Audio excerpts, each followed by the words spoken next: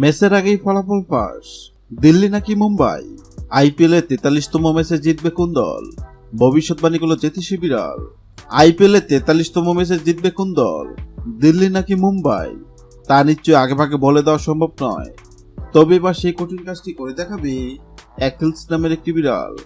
আইপিএলে 43তম ম্যাচের আগেই ফলাফল নিয়ে ভবিষ্যৎবাণী করবে অ্যাকিলস। এই জন্য তাকে দেওয়া হয়েছে বিশেষ প্রশিক্ষণ।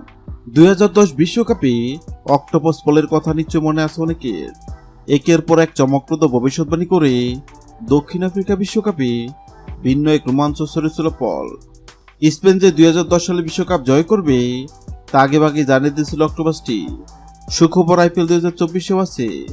আইপিএল 2024-এর 17তম আসর জট তুলতে প্রস্তুত সাদা রঙের বিড়ালটি। দবদবে সাদা নীল চোখের বিড়ালটির নামে অ্যাকিলস। নিবিড় যত্ন আর ভালোবাসা অ্যাকিলসের বেড়ে ওঠা বিশ্বের অন্যতম সেরা প্রাণী জাদুঘর সেন্ট পিটার্সবার্গের হামিটেজে। শালিক ত্রুটিনে জন্মায় অ্যাকিলসের। সৃষ্টিকর্তা তাকে দেননি শোনার ক্ষমতা, তবে আছে তীব্র অনুমান শক্তি। তা দিয়েই চমক দেখাতে চায় বিড়ালটি, কিন্তু কিভাবে? আইপিএলে 43তম ম্যাচ চলাকালীন অ্যাকিলসের সামনে 2 পাত্রে খাবার রাখা হবে। পাত্রের সঙ্গে লাগিয়ে রাখা হবে 2 দেশের পতাকা।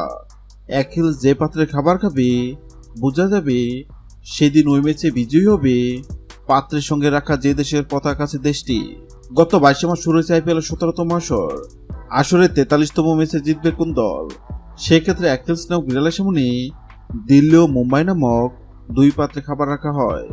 অবাক করার বিষয় হলো, সবাই ভেবে নিয়েছিল বিড়ালটি হয়তো দিল্লি নামক পাত্রে খাবার খাবে, কেননা দিল্লি অনেক শক্তিশালী দল এবং সবাই ধরে নিচ্ছে এবার আইপিএলের শিরোপা জিতবে দিল্লি। কিন্তু সবার ধারণা ভুল প্রমাণ করে অ্যাকিলস নামক বিড়ালটি মুম্বাই নামক পাত্র থেকে খাবার খায়। অ্যাকিলস নামক বিড়ালের এমন কাণ্ড অবাক হয়েছিল অনেকেই, কেননা বর্তমানে মুম্বাই দুর্দান্ত ফর্মে আছে। এবার দেখার পালা অ্যাকিলস নামক বিড়ালের ভবিষ্যৎবাণী সত্য হয় কিনা।